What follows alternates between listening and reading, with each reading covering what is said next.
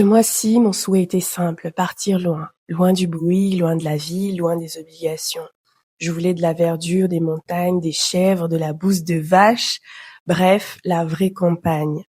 Et il m'a dit, fais tes valises et je m'occupe de tout. Si je te raconte ça, ce n'est pas pour me faire voir ou pour raconter ma vie.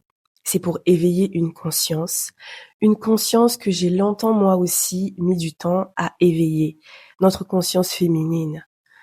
Il y a une énorme différence entre être en couple parce que c'est le moment et être en couple parce que c'est la bonne personne. Pendant longtemps et après plusieurs expériences négatives, j'ai choisi de rester seule. Pas par peur ni par manque d'opportunités, mais par lucidité. Parce que je savais que le jour où je me remettrais en couple, ce serait avec quelqu'un qui ajouterait de la valeur à ma vie, pas qui la compliquerait. Ma solitude, je l'ai vécue comme un temps de recentrage, un moment pour me fortifier, me reconstruire et surtout apprendre à ne plus accepter les mauvais traitements. Et oui, je le sais, la solitude peut être dure, surtout quand tu traverses une période de vide, de dépression, de dépendance affective ou de peur d'abandon. Mais la vérité, c'est que tout revient toujours à toi. L'essentiel, c'est d'apprendre à être bien avec toi-même.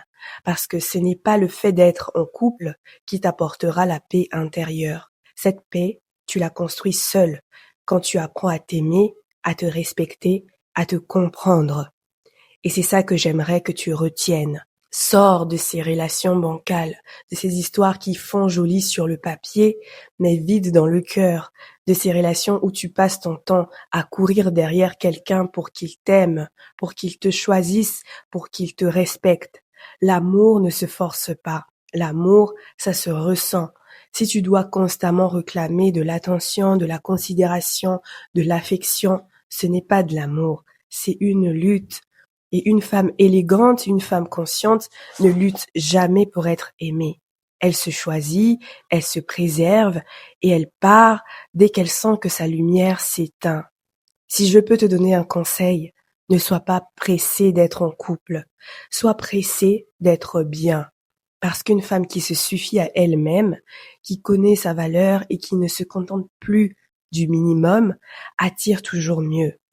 Et si pour l'instant tu n'as personne, rappelle-toi que ta solitude n'est pas un vide, c'est une préparation, un moment sacré où tu t'élèves pour que la prochaine fois, ce soit enfin à la hauteur de la femme que tu es devenue.